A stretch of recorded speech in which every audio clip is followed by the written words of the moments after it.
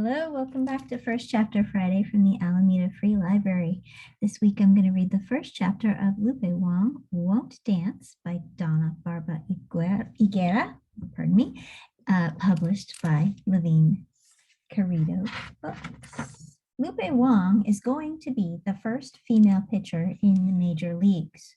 She's also championed causes her whole young life. Some worthy, like expanding the options for race on school tests beyond just a few bubbles, and some not so much, like complaining to the BBC about the length between Doctor Who seasons. Lupe needs an A in all her classes in order to meet her favorite pitcher, Fuli Hernandez, who's Chinacan Mexicanese, just like her. So when the horror that is square dancing rears its head in gym, obviously she's not going to let that slide. Let's find out what Lupe Wong Won't Dance is all about. In chapter 1, my gym shorts burrow into my butt crack like a frightened groundhog. Note to self, remember shorts from home so you don't have to wear scratchy school loaners ever again. I can fix this. I pull up my knee pads, adjust my wristbands, and tighten my ponytail with a yank. Ready for battle, aka 7th grade spring PE.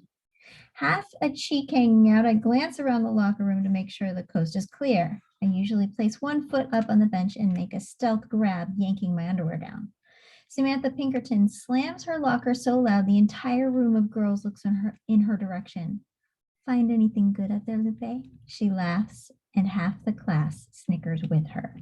I almost respond with, yeah, your mom, but stop myself at the last possible second. Samantha takes a step toward me and puts her nose inches from mine. Oh, yeah, I say instead. This time the words are out before I can help it. Samantha scrunches her face and scratches her temple, my comeback obviously stunning her into confusion. My best friend Andy cringes behind Samantha. Smack talk is not one of my strong points. Coach Solden's whistle pierces the air. Guadalupe Wong, Samantha Pinkerton. Arms folded over her chest, she takes up the entire doorway of her office. Anything you care to share with us? I clench my teeth and shake my head. I can't risk getting points off. I need to ace this class. Samantha's voice is suddenly as sweet as her fruity body spray. Just admiring Lupe's shorts, Coach Solden. We'll do it after class, Coach says, motioning for Samantha to get in line. Samantha squints her eyes toward mine in some sort of staring standoff, but I can only focus on the cartoon salmon on the front of her shirt, giving a thumbs up. Someone forgot to tell the kid who designed the school mascot that Sammy Sockeye should have fins, not fingers. Samantha slithers into line behind me. Oh, yeah, she says, mimicking me under her breath. Thank God Andy is with me this quarter. Ignore her, she mutters calmly from the next spot in line, shooting me a glance. I can bring you my extra soccer shorts tomorrow. Andy's mom has probably made sure she has 4 pairs to ensure her academic success, to go with her new laptop and private tutoring. I crack my knuckles in front of me. Nope, I got this. I won't forget mine again. We wait in a row to shuffle into the gymnasium for basketball or volleyball or whatever unit we have now. Coach wheels a TV out from the equipment closet in the back of the locker room. No one moves, no one talks. She pushes the cart toward the swinging door. Wait, something's wrong, I say, watching Coach walk into the gym without a single ball. Andy's voice sounds like it's rolling its eyes. I know, I know. She makes a mouth puppet with her hand, trying to imitate my voice. Kids with long arms should be able to wear shorts to their waists instead of their fingertips. It shouldn't be a girl's responsibility to worry about how our clothing might distract boys. She moves her hand puppet to make its mouth extra wide. And there should be a separate bubble under race for people of Chinacan or Mexicanese descent. Well, there should be, I say. You have a bubble for black. Why should I have to choose one bubble or the other? Why should anyone? Most of my causes don't get further than a strongly worded letter to the principal. Andy shrugs. But that's not what I'm talking about, I go on, biting my lower lip. Co-ed PE is the one subject I should dominate. With everything but jump rope in the second grade, I've been on the boys' team. Did you notice the TV? What if we have to learn some antique sport like the one with mini tennis rackets and the plastic snow cone thing? It's called shuttlecock. Andy giggles, and her dark curls bob up and down. Very funny, Andy. I really need this A, I said. I know you do. And that really is what it's called, she replies. Come on, you're the best in this class. You know you can handle anything. You'll be pitching cans of corn on whatever you call it to Fu Lee in no time. I've already filled Andy in on my uncle's promise. If I get straight A's, my uncle Hector, who works for the Mariners, is taking me to meet Fuli Hernandez, the first Asian Latino pitcher in the major leagues. If Fuli can be the first Chinacan guy to pitch in the majors, maybe I can be the first Mexicanese girl to throw a no-hitter. Did I mention that baseball is life? I've worked hard to get back on track and have A's in the rest of my classes. I bite on the inside of my cheek, thinking of Coach Solden and some new game, risking my chance to meet Fu Lee. Besides making it to the majors someday, I don't think I've ever wanted something so bad in my life.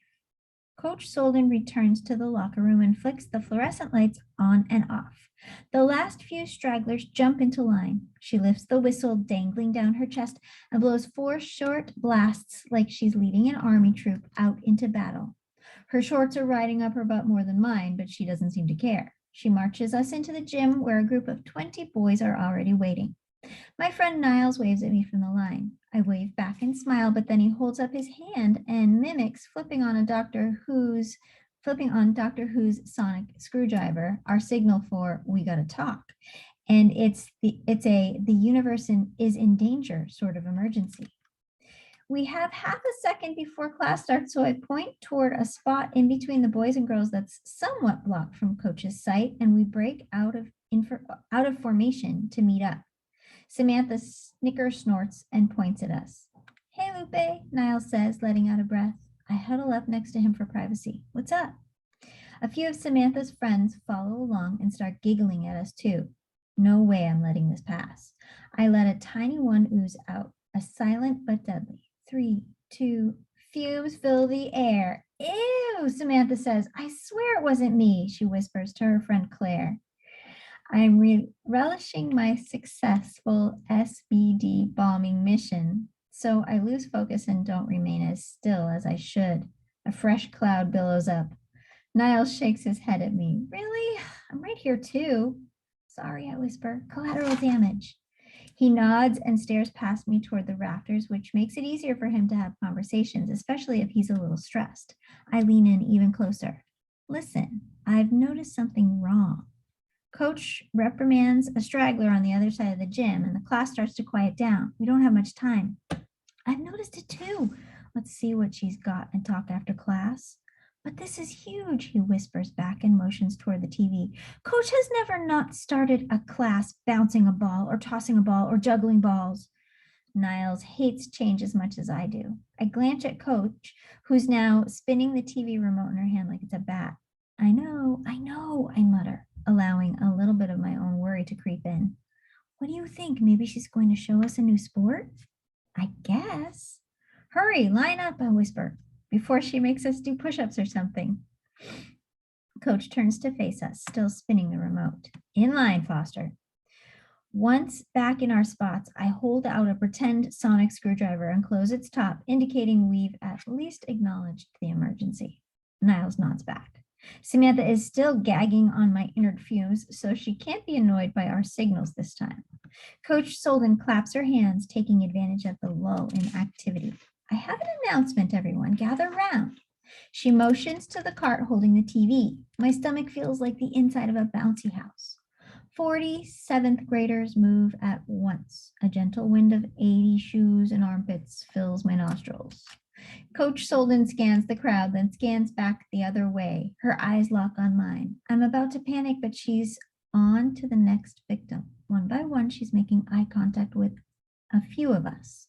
By the shuffling and fidgeting of the kids she's singling out, her laser stare pattern seems to be focused on the athletic kids.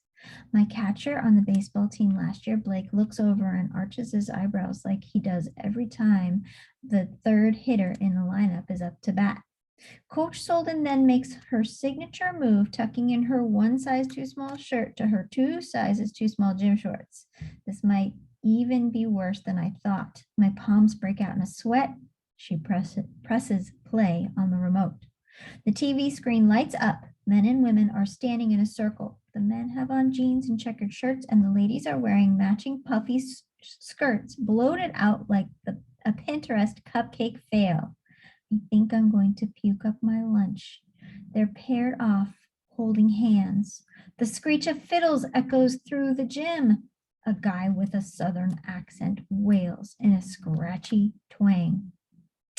If it hadn't been for Cotton Eye Joe, I'd been married a long time ago. Where'd you come from? Where'd you go? Where did you come from, Cotton Eye Joe? It's like a bizarre hillbilly rap. Arm in arm, the people clomp around like trotting donkeys. Coach Solden taps her foot and claps her hands to the song. She's about a half beat off and her hips are wiggling from side to side. It's eerily similar to the time my mom insisted on teaching all my friends the Macarena at my birthday party. Even though I silently begged the universe to make it end, just like with my mom, Coach isn't stopping either. Blake looks at me like he got lemon juice in his mouth. Zola Thimble covers her eyes. Marcus, our number 2 pitcher in the rotation behind me, nerves up and makes a gagging noise. How do grown-ups not know how embarrassing they are? Finally, the music stops and Coach bows to an imaginary partner just like the dancers on the video do with their real partners. She hits stop on the remote. It takes her a few seconds to catch her breath. My mouth and the mouths of everyone in the room drop open wide as Coach's words echo out. Welcome to this quarter's curriculum, class. Check out Lupe Wong Won't Dance from the Alameda Free Library and have fun. What a romp. Take care. See you next time on First Chapter Friday.